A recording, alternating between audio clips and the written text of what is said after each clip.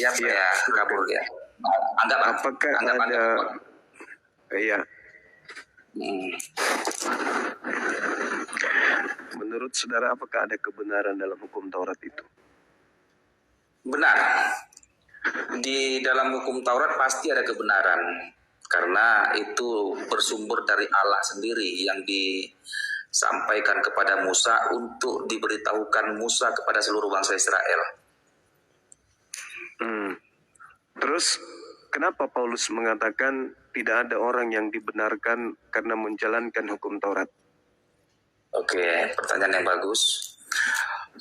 Pernyataan Paulus itu sebenarnya mengarah pada lebih berfokus pada keselamatannya.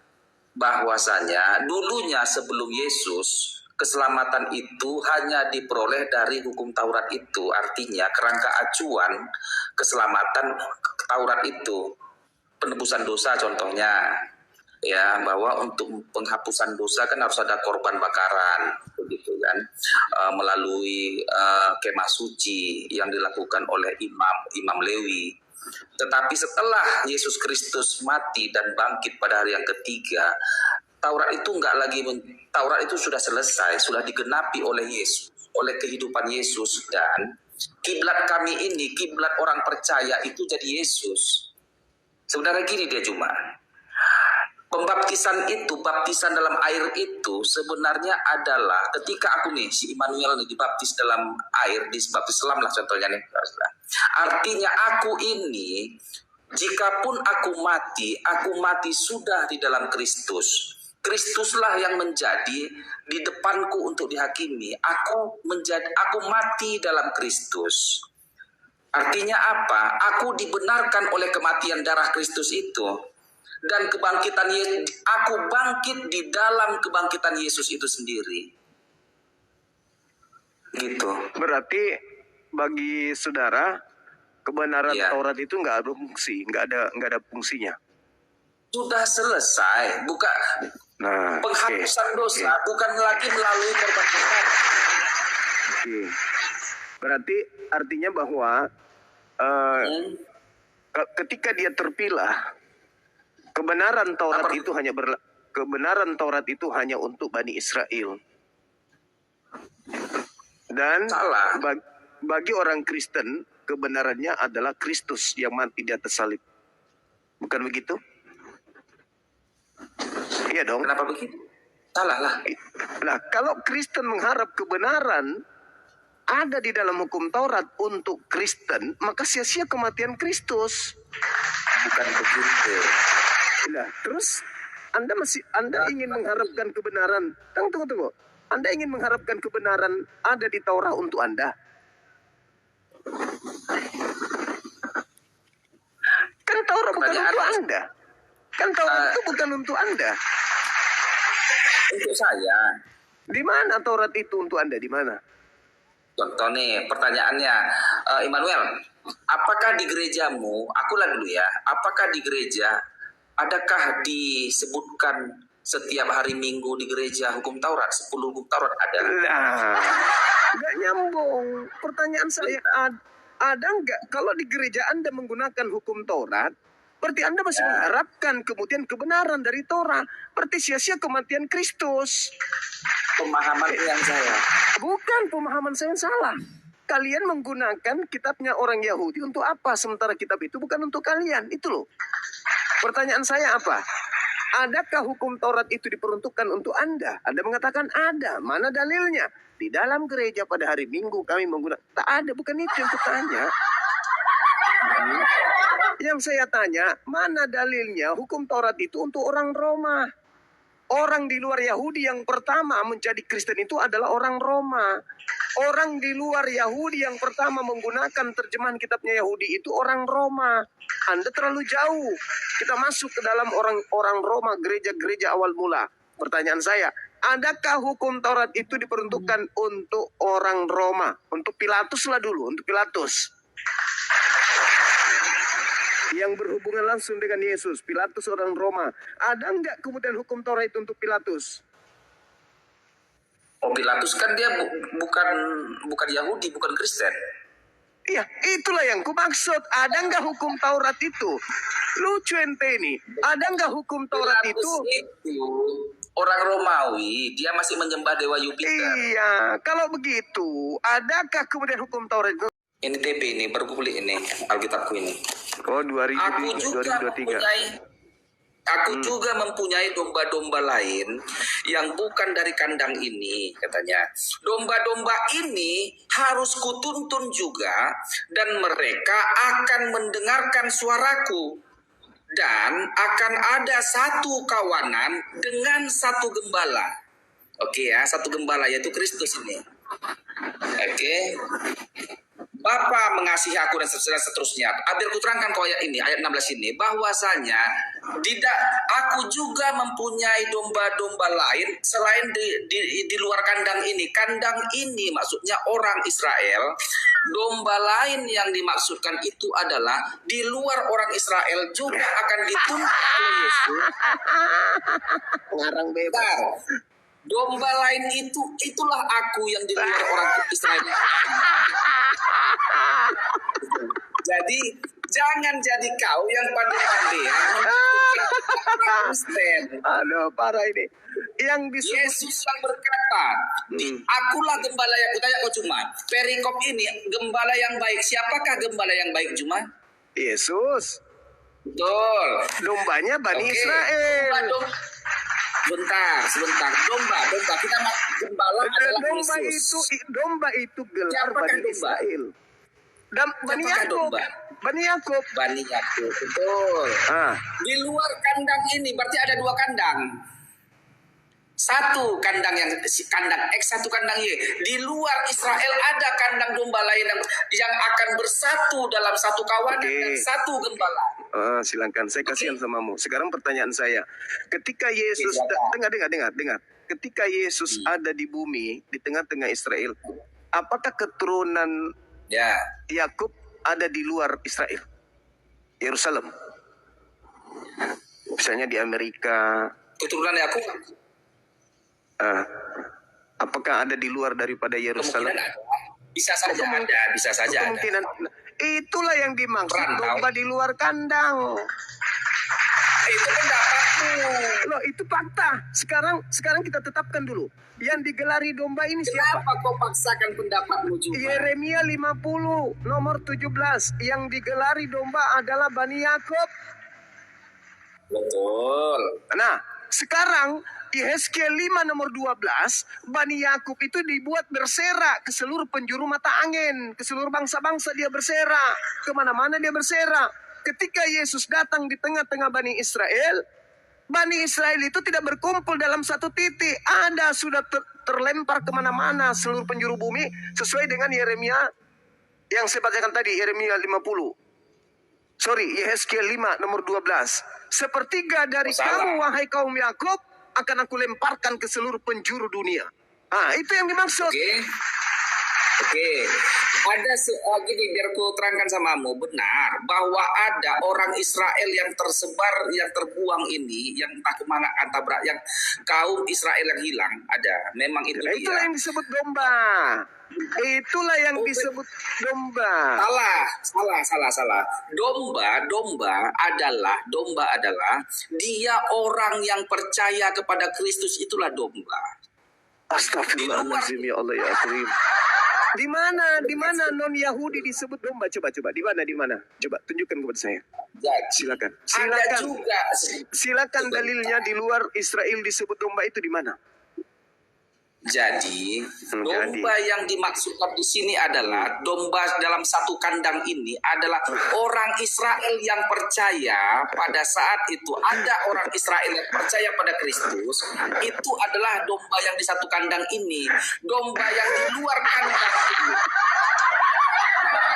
Orang di luar Bani Yakub, Bani Israel yang ngaku-ngaku domba, itulah serigala yang berbulu domba. Astagfirullahaladzim, ya Allah ya Karim. Ya Allah ya Karim. Coba Anda baca yang tadi yang saya katakan, Yeremia 50 nomor 17. Coba Anda baca. Yeremia berapa? Yeremia nomor berapa cuma? Yeremia 50 nomor 17. Jadi bagi serigala Tidak ada itu Torah, nggak ada kebenaran bagi serigala. Karena kalau serigala menganggap ada kebenaran di dalam Torah, kata Paulus, sia-sialah kematian Kristusnya. Apa pula kau membenarkan Taurat sementara kau bukan Yahudi? Ada dua kawanan domba yang satu orang Israel yang percaya Yesus, yang satu lagi adalah orang percaya Yesus yang di luar Israel. Dan ini dikatakan orang yang percaya kepada Yesus ketika bertemu dengan Yesus aja masih disebut anjing. Apalagi yang silakan kamu baca. Silakan. Baca Yeremia 50 dulu. Untuk kalangan orang Israel, ini sebentar aku baca pun ya. Ini Iya. untuk kalangan orang Israel itu Injil disebarkan oleh Petrus ya, yang ku tahu Terus ini. lagi udah dibawa lagi Petrus. Untuk non Israel, disitulah dia Paulus yang menyebarkannya ke luar non Israel. Nah, itu betul. Itulah serigala tadi itu yang dinubuatkan. Nah, Serigala anak Yakub itu Benyamin. jadi domba artinya orang beriman yang diinjili oleh Paulus. Inilah dari kawanan yang di luar Israel itu, dari dua kawanan domba itu. Oke, silakan Anda baca Yeremia dulu. Saya mau Yeremia berapa Juma? Yeremia 50 Yeremia. nomor 17. 50-nya anaknya lagi 34. 50 nomor 17. 13 ini mengenai Babel 17. Israel seperti domba yang dicerai-beraikan. Mula-mula Asyur memakan dia dan akhirnya sekarang Nebukadnezar Raja Babel menggerogoti tulang-tulangnya. Benar. Yang digelari domba di situ siapa? Nah, di dalam ayat ini Israel seperti domba. Nah, jadi anak Israel, keturunan Yakub itu adalah anak-anak domba. Di luar daripada keturunan Yakub disebut serigala. Makanya ketika Yesus bertemu, sampai dulu, ketika Yesus bertemu dengan orang yang percaya kepadanya dan bukan Bani Yakub, Yesus menyebutnya anjing. Tidak pantas roti yang disediakan untuk anak-anak Israel diberikan kepada guguk. Apa kata wanita itu betul? Tapi bukankah guguk makan sampah yang jatuh dari meja tuannya? Yesus mengatakan, besar imanmu. Berarti antara ibu tadi dengan Yesus sepakat bahwa ibu itu memang anjing. Makan sampah yang jatuh dari meja tuannya. Makanya Yesus mengatakan, imanmu besar. Datang Anda mengatakan Anda juga domba. Bahaya itu. Yesus meminta agar waspada kepada serigala. Artinya apa itu?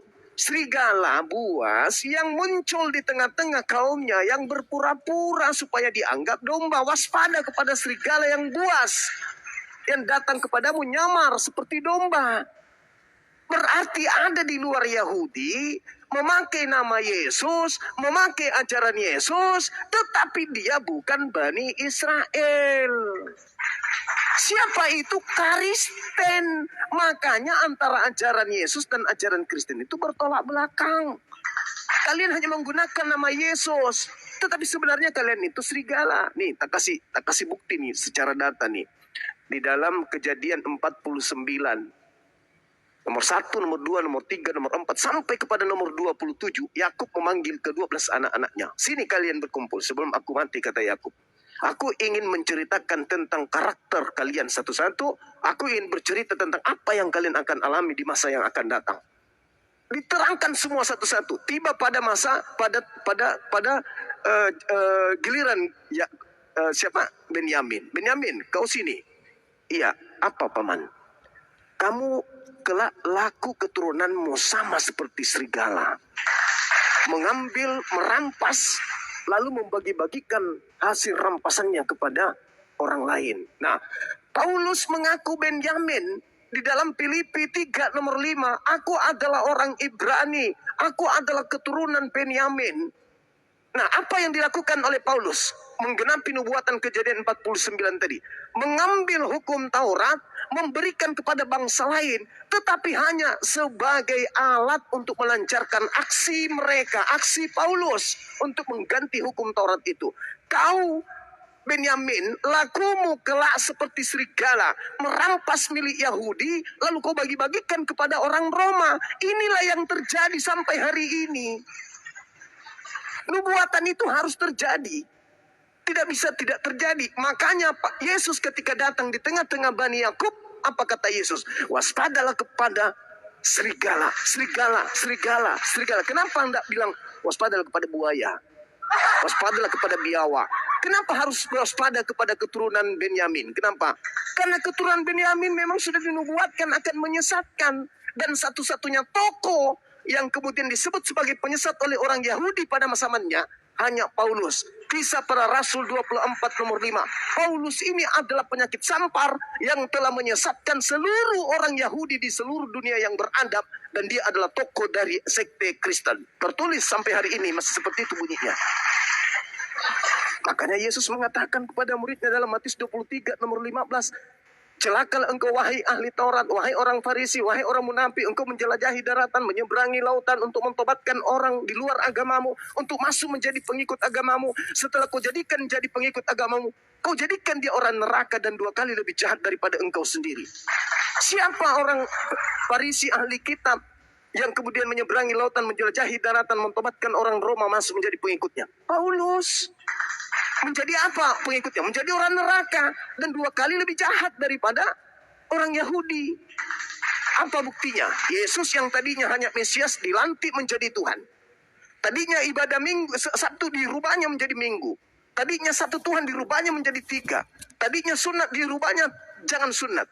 Semua dirubah. Kenapa? Karena memang pengikut daripada orang Farisi, ahli Taurat yang menyeberangi lautan menjelajahi darat 2 kali lebih jahat. Sejahat-jahatnya Yahudi, mereka ini adalah orang yang membangkang kepada firman Tuhan, tapi mereka tidak pernah menjadikan Tuhan itu menjadi manusia. Mereka tidak pernah menjadikan hukum Taurat itu sampah. Mereka tidak pernah menggantikan kemuliaan Tuhan mereka dengan makhluk. Sedangkan mereka yang menjadi pengikut orang Farisi menggantikan kemuliaan Tuhan dengan melantik Kristus sebagai setara, sederajat, bahkan Tuhan itu sendiri. Makanya mereka disebut 2 kali lebih jahat daripada ahli kitab. Itulah kalian. Jadi kalau orang Kristen masih menganggap ada kebenaran dalam hukum Taurat, sia-sia dong kematian Kristus. Hargai dong Kristus mati untuk kalian untuk membatalkan hukum itu. Kenapa masih mengharapkan? Kenapa masih di dalam gereja? Kita masih menjalankan 10 hukum. Apaan? Kalau kau masih menggunakan itu berarti menganggap masih ada kebenaran. Kata Paulus, jika engkau mengharapkan kebenaran dari hukum Taurat, maka sia-sialah kematian Kristus. Barang siapa yang mengatakan bahwa di dalam hukum Taurat itu ada kebenaran, Galatia 2 nomor 16, Galatia 5 nomor 4, maka dia keluar dari kasih karunia. Bahkan dikatakan oleh Yesus, dia tegaskan nih, sebab tidak ada orang yang dibenarkan karena melakukan hukum Taurat. Sementara Yesus mengatakan Matius 5 nomor 19, orang dibenarkan memperoleh hidup kekal, menempati tempat tertinggi dalam kerajaan surga, karena orang itu melakukan lain untuk melakukan segala perintah-perintah yang ada di dalamnya. Ya. Itu saudaraku. Jadi saudara ini tampil di depan kami pengikut Yesus loh, kami pengikut Torah. Yes, bagi orang yang tidak menggunakan akal memang kelihatan cantik. Tapi itu cuma tameng saudaraku. Hukum-hukum, prosesi, ritual, kemudian yang kamu lakukan di gereja sama sekali bukan firman Tuhan. Itu keinginan Paulus seutuhnya. Nah, inilah sang pembinasa keji yang harus diwaspadai. Inilah serigala yang harus diwaspadai. Sederhana kok itu, antara Kristen dan Yahudi hari ini di tahun 2025 di bulan Oktober, siapa di antara 2 kelompok ini yang berpura-pura menjadi Yahudi? Yahudi atau Kristen? Siapa yang berpura-pura menjadi Yahudi? Yahudi yang asli atau yang bukan Yahudi? Itulah serigalanya.